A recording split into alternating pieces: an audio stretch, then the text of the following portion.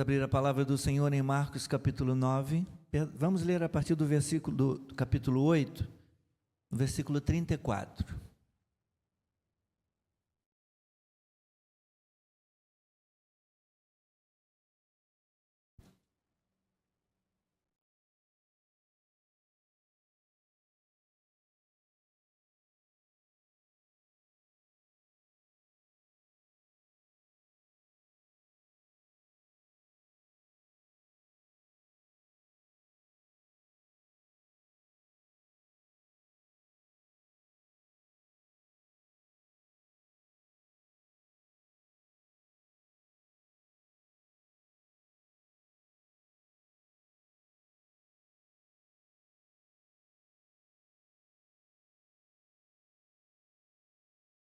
Então, convocando a multidão e juntamente os seus discípulos, Jesus lhes disse: Se alguém quer vir após mim, negue a si mesmo, tome a cruz e siga-me. Tome a sua cruz e siga-me. Pois quem quiser salvar a sua vida, a perderá. E quem perder a vida por minha causa e por causa do Evangelho, esse a salvará. De que adianta uma pessoa ganhar o mundo inteiro e perder a sua alma? Que daria uma pessoa em troca de sua alma? Pois quem nesta geração adúltera e pecadora se envergonhar de mim e das minhas palavras, também o Filho do Homem se envergonhará dele, quando vier na glória do seu Pai com os santos anjos. Dizia-lhes ainda: Em verdade lhes digo, que dos que aqui se encontram, existem alguns que não passarão pela morte, até que vejam ter chegado com poder o reino de Deus. Versículo 2 do capítulo 9. 6 dias depois, Jesus tomou consigo Pedro, Tiago e João e os levou em particular a sós a um alto monte. E Jesus foi transfigurado diante deles. As suas roupas se tornaram resplandecentes de um branco muito intenso, como nenhum lavandeiro no mundo as poderia alvejar. E lhes apareceu Elias com Moisés, e estavam falando com Jesus. Então Pedro, tomando a palavra, disse a Jesus: Mestre, bom é estarmos aqui. Façamos 3 tendas, uma para o Senhor, outra para Moisés e outra para Elias. Pois não sabia o que dizer, por estarem eles apavorados. A seguir veio uma nuvem que os envolveu, e dela veio uma voz que dizia: Este é o meu filho amado, escutem o que ele diz. De repente, olhando ao redor, não viram mais ninguém com eles, a não ser Jesus.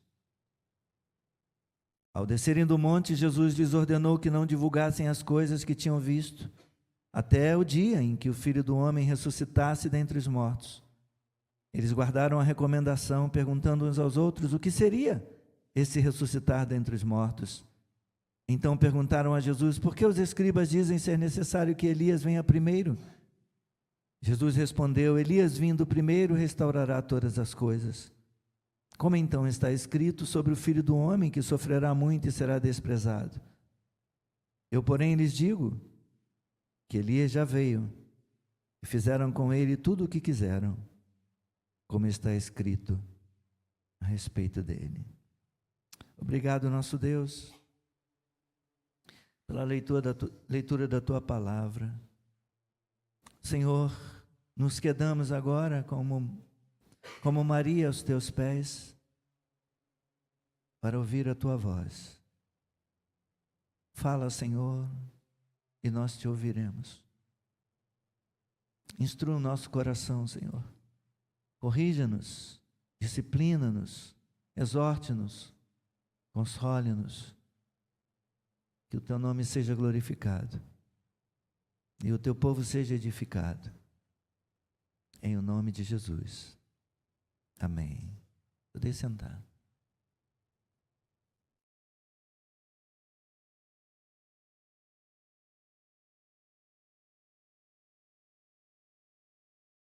A primeira metade do Evangelho de Marcos, que vai do capítulo 1, do versículo 1 até o capítulo 9, versículo 1, nós vemos Jesus revelando sua identidade como o Deus que se fez homem. como o rei soberano que se fez servo. Na segunda metade desse evangelho, nós vemos o Senhor Jesus explicando o que ele veio fazer no mundo e como o faria. A partir da revelação feita por Pedro, de que ele, Jesus, era o Cristo, o Filho do Deus vivo, portanto, o Messias, está registrada no final do capítulo 28, versículo 29. Jesus passa então a falar com frequência do seu sofrimento e da sua morte, de maneira que os discípulos acham extremamente difícil de aceitar, de entender. E assim, a segunda metade do Evangelho de Marcos nos mostra por que a cruz era necessária e o que ela conquistou. Então, na primeira metade do livro de Marcos, Jesus chamou pessoas para segui-lo. Mas agora ele está pintando um quadro mais vívido para mostrar para eles o que está envolvido no discipulado. O que isso envolve? Seguir a Cristo significa o quê? À medida que ele toma uma cruz, ele diz: nós também devemos tomar a nossa. E assim como a cruz e a glória estão relacionadas, estão associadas à vida dele, também estarão associadas à nossa própria vida. Antes da coroa da glória, tem a cruz.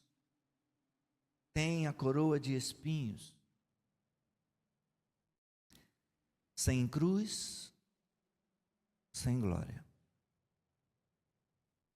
Então, logo após a revelação do seu ministério messiânico, Jesus começa a explicar o custo para ele, o custo dele ser o Messias, e também o custo de alguém ser um seguidor dele. Nós deveríamos pensar a respeito do seguinte: será que Pedro se opôs a que Jesus seguisse por esse caminho da cruz, da morte, do sofrimento, por ter ele mesmo de segui-lo também? Porque Pedro tenta repreender a Cristo, dizendo: Senhor, não fale isso. Não fale de morte, não fale de sofrimento. Que isso não aconteça com o Senhor. Jesus repreende Pedro dizendo: arreda Satanás para trás de mim, porque você não cogita das coisas de Deus, mas das coisas dos homens. Você quer a grandeza, você quer a vitória, você quer a glória, você quer a bênção, mas você não quer a cruz. Aos olhos do mundo não cristão, tomar a cruz era sinal de aceitação de uma morte vergonhosa, uma morte de escravo, algo que era uma possibilidade real no caso dos membros da igreja romana, que estava sob perseguição. Tomar a cruz é a imagem de um homem condenado a caminho do local da execução, levando sobre os seus ombros o madeiro da sua própria cruz e caminhando por entre a multidão de escarnecedores. Exatamente como fez Jesus a caminho do Calvário. Às vezes nós não queremos que as pessoas olhem para nós e tenham essa imagem, uma imagem de alguém que sofre. Nós não queremos falar para as pessoas das nossas dores. Nós não queremos que as pessoas saibam quando nós adoecemos, para que fique apenas a imagem de que nós somos poderosos. Que ninguém saiba que eu estou doente, por causa do Evangelho. Porque o que vão pensar, o que vão dizer? Vão dizer que você é um ser humano, que você é uma pessoa normal, porque doença não dá em poste, doença não dá nas árvores, também até dá, a gente sabe, nas árvores também. Depois que a gente começa a cuidar de planta, a gente começa a aprender que tem umas doenças que dão nas árvores também, mas não dá em poste. Doença dá na gente. Nós adoecemos também. Mas nós queremos ficar com uma imagem bonitinha, com uma imagem triunfalista, de que eu sigo a um Deus que pode tudo, e é verdade, mas esse Deus não vai me deixar passar por isso. Ele deixou o Filho dele passar pela cruz, por quê que não vai nos deixar?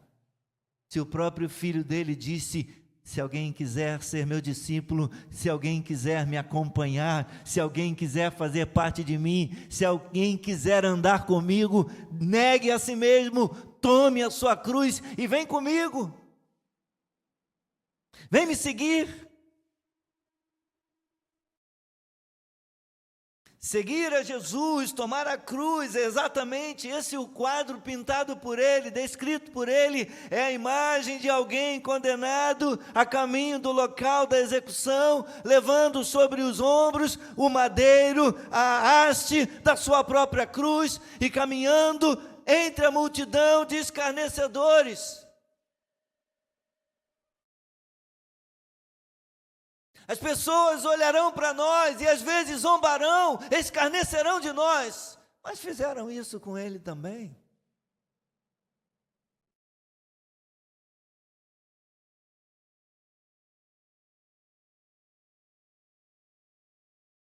Ninguém nunca zombou de você por causa da sua fé?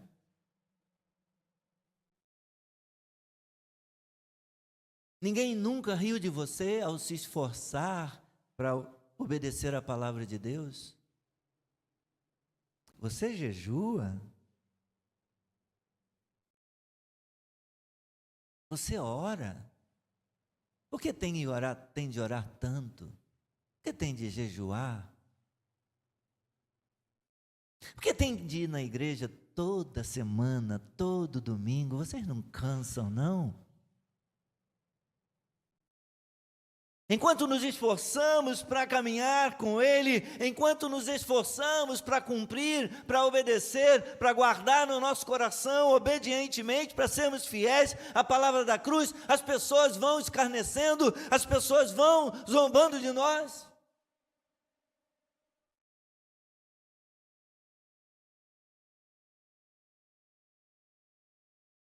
E não há vergonha nisso, irmãos.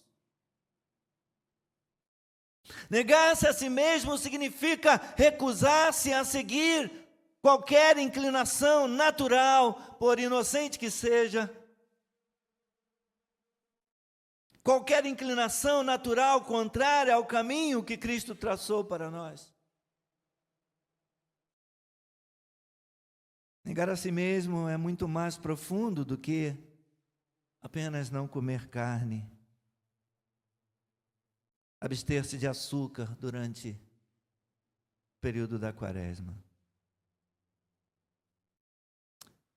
No entanto, esse é o único caminho para a vida espiritual. Esse é o único caminho para a vida de fé.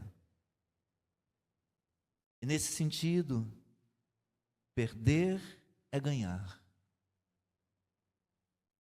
Quem perder a sua vida por causa de mim, ganhará, na verdade, a vida eterna.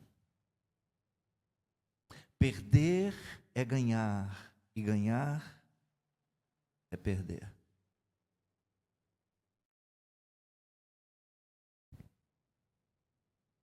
O versículo 1 do capítulo 9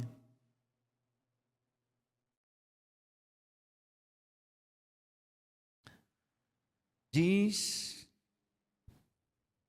em verdade lhes digo, dos que aqui se encontram, existem alguns que não passarão pela morte, até que vejam ter chegado com poder o reino de Deus.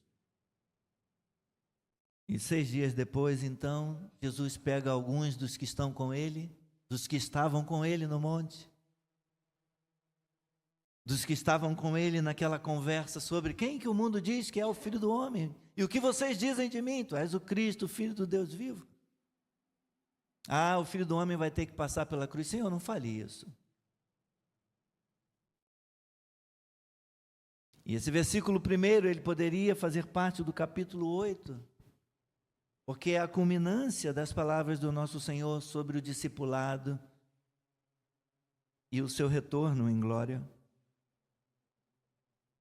Então, no versículo 2, 6 dias depois, Jesus confirma essas palavras, quando mostra a glória prometida a alguns dos que estavam com ele, Pedro, Tiago e João. A transfiguração, meus irmãos, ela cumpre a predição do Cristo, a predição que foi feita imediatamente anterior por ele, de que alguns que se encontravam com ele ali naquele tempo, veriam o governo de Deus chegando com poder, antes que passassem pela morte. Essa foi a única ocasião em que há o registro de que o nosso Senhor revelou a sua glória interior para outros durante o seu ministério. E isso foi de fato uma confirmação da chegada do reino de Deus entre o seu povo. E esse episódio, ele lembra outro episódio ocorrido no Antigo Testamento, lá em Êxodo, por ocasião da retirada, da saída de Israel, quando Deus apareceu no Monte Sinai numa nuvem. Lá, porém, foi dito a Moisés que homem nenhum poderia ver a face, ver a glória de Deus e continuar vivo. Êxodo 33, versículos 20 a 23. Mas aqui no Monte da Transfiguração, Pedro, Tiago e João veem a glória de Deus resplandecente no Cristo e não morrem. Eles ficam aterrados, assustados. Pedro fica desnorteado, sem ter o que fazer. E é impressionante como nós damos valor às coisas que Pedro falou desconexas. Sempre que nós nos lembramos da transfiguração, nós ficamos repetindo Pedro que diz: Senhor, façamos 3 tendas. Façamos 3 tendas, façamos 3 tendas, uma para Moisés, uma para Elias e uma para o Senhor. Nós damos mais valor ao que Pedro fala. Mas as palavras centrais nessa passagem são as palavras do Deus Pai. Quando ele diz: esse é o meu filho amado, ouçam o que ele está dizendo para vocês. Ouçam o que ele fala a respeito da sua morte, da sua paixão, do seu sofrimento, da sua morte na cruz e da sua ressurreição. Gravem as palavras que ele lhes está dizendo. Gravem o Evangelho, gravem a mensagem da cruz. Esse é o meu filho, ouçam o que ele tem a dizer. Tim Keller, no seu livro A Cruz do Rei, ele diz que o que eles experimentaram ali no Monte da Transfiguração foi adoração. E então eles ouvem a voz do céu dizendo: este é o meu filho amado, a ele ouvi. Jesus é o Cristo, Jesus é o Filho de Deus, ele é Deus. E sendo ele Deus, significa que eles estavam na presença do próprio Deus, eles viram a glória do Deus vivo e não morreram.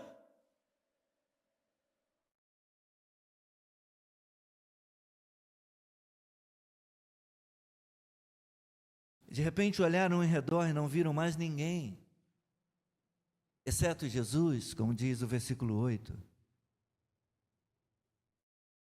E essa é uma maneira de Marcos nos dizer: Moisés já cumpriu o seu propósito, Moisés se foi, Elias já cumpriu o seu propósito, Elias também se foi. Jesus é a ponte que une a distância entre Deus e a humanidade. Jesus é o caminho, a verdade e a vida, o único por meio de quem o homem pode se chegar a Deus. Aleluia. Jesus é capaz de dar a um homem, a uma mulher, a um jovem, a um adolescente. Ele é o único capaz de dar à humanidade algo que nem Moisés, nem Elias puderam e ninguém jamais poderá dar.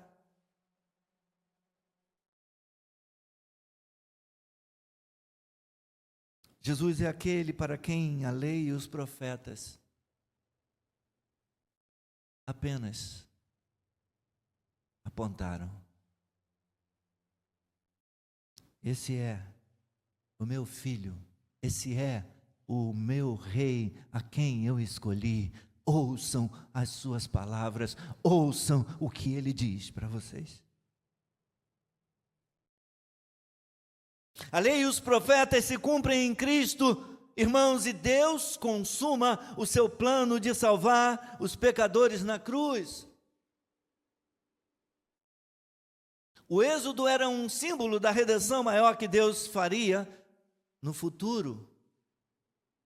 Redenção essa que foi consumada no Novo Testamento, na obra de Cristo. Então agora no Monte da Transfiguração, relembrando o êxodo dos israelitas, e tendo a lei e os profetas, tendo Moisés e Elias como testemunhas, Jesus resplandece com glória incomparável, com glória indizível, e ele fala do seu próprio êxodo, ele fala da sua partida, que ele cumpriria em Jerusalém. E esse novo êxodo se cumpriria na cruz.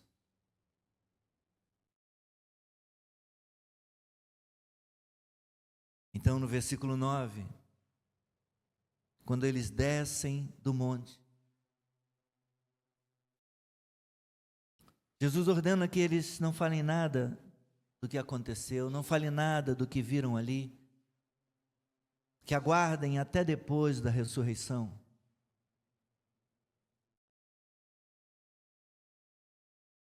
Porque a multidão queria pressioná-lo.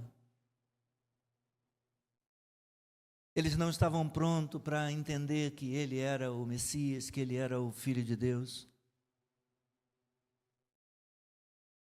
Então pediu que eles não falassem nada para ninguém até depois da ressurreição. Ele diz que Elias tinha de vir primeiro, era necessário que Elias venha primeiro. Os discípulos sabiam que o profeta Malaquias havia predito que Elias voltaria antes do grande dia do Senhor, quando Deus surgiria e tornaria certas todas as coisas. Então, por isso, os discípulos estão dizendo: como é que é isso? Nós acabamos de ver Elias lá em cima do monte. O dia do Senhor deve estar próximo. Então, por que ele está falando sobre morte? Porque o dia que vier o Filho de Deus, o dia que vier o Messias, o grande Rei, ele não vai morrer, ele vai vencer, ele vai derrotar todos os seus inimigos, ele vai triunfar.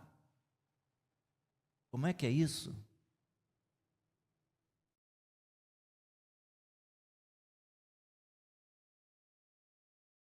Jesus rebateu eles nos versículos 12 e 13, dizendo que Elias vindo primeiro restaurará todas as coisas. Como, pois, está escrito sobre o Filho do Homem que sofrerá muito e será aviltado? Elias já veio, todas as coisas não foram acertadas ainda. Eu, porém, vos digo diz o Senhor, que Elias já veio e fizeram com ele tudo o que quiseram, como está escrito a seu respeito. Herodes e Herodias tinham compactuado para a decapitação de João Batista, que é o Elias que haveria de vir aqui. E é isso que Jesus está dizendo, que esse Elias, a que o profeta se referiu, foi João Batista. Ele já sofreu e ele morreu. Ele já veio e ele já se foi. E Jesus repete que está escrito que o Filho do Homem deve sofrer muito e ser desprezado. Assim como a vinda de Elias anunciava a vinda do Senhor, a morte de Elias, ou seja, a decapitação de João Batista a mando de Herodes, anunciava a morte do Senhor, que aconteceria na cruz. Mas, no entanto, a morte não seria o fim. A morte não o derrotaria, porque ele ressuscitaria 3 dias depois. Ele ressuscitaria de entre os mortos. Ele venceria a morte. Ele consumaria o plano de Deus. Mas a vitória do Messias não iria acontecer da maneira como eles esperavam, derrotando o Império Romano, libertando os judeus da tirania de Roma. Ele venceria, mas a sua vitória aconteceria na cruz. Do mesmo modo, meus irmãos, que no Êxodo foi necessário um cordeiro ser morto, para por seu sangue Deus livrar os israelitas da escravidão no Egito. Aqui, no Novo Testamento, em novo Êxodo, Deus sacrifica o verdadeiro Cordeiro de Deus. Deus sacrifica Jesus Cristo na cruz, a fim de realizar a maior redenção de toda a história, salvando os pecadores dentre a humanidade e garantindo para eles a vida eterna nos céus. Queridos, eu estou finalizando. A vida é curta, mas a eternidade é longa. Não brinque com sua alma. Thomas de Kempis escreveu: perceba que você deve levar uma vida de morte. Quanto mais um homem ou uma mulher morre para si mesmo, mais ele começa a viver para Deus. A palavra do Senhor diz por boca do apóstolo Paulo: considerai-vos mortos para o pecado, mas vivos para Deus. Crucifique esse velho homem, tome a sua cruz e siga o Senhor. Negar a si mesmo, tomar a cruz e seguir a Jesus significa renunciar ao mundo e os seus encantos. O mundo é belo demais, o mundo tem os seus encantamentos e nós muitas vezes estamos nos permitindo, nos deixando seduzir pela atração, pelos atrativos, pelos encantos que o mundo oferece. Agostinho de Hipona escreveu: grande é o mundo, maior, porém, é aquele por meio de quem o mundo foi feito. Belo é o mundo, mais belo, porém, é aquele por meio de quem o mundo foi feito. Doce é o mundo, mais doce, porém, é aquele por meio de quem o mundo foi feito. Mau é o mundo, e bom aquele por meio de quem o mundo foi feito. Bom é o Senhor para aqueles que esperam nele. Bom é o Senhor que enviou o seu único filho para morrer pelos nossos pecados. Nesse mundo nós temos aflições, mas benditos os dias difíceis, que nos lembram o quanto somos dependentes de Deus.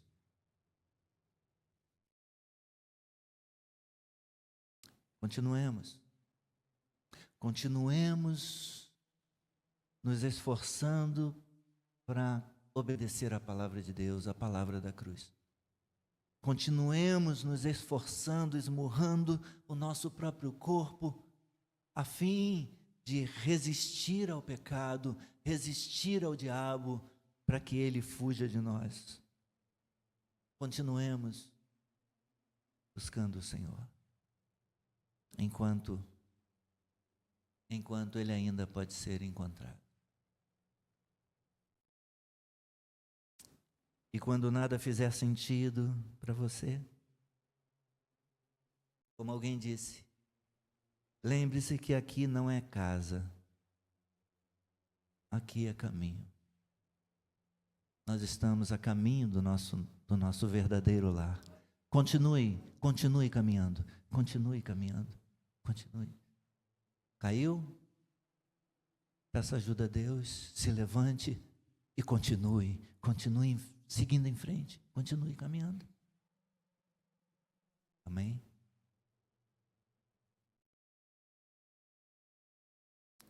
Obrigado, Senhor.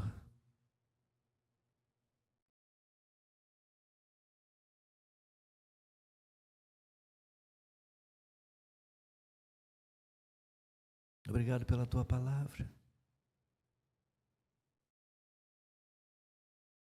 Obrigado pela cruz. Obrigado por Jesus. Obrigado por tão grande salvação que Ele realizou por nós. Obrigado por abrir os nossos olhos, por vivificar o nosso coração e nos dar fé para crer na obra completa de Cristo na cruz. Obrigado pelo Espírito Santo, o Consolador, que nos convence do pecado, da justiça e do juízo, que aplica a obra da cruz à nossa vida e habita em nós e nos ajuda a carregar a cruz. Obrigado. Obrigado, Jesus.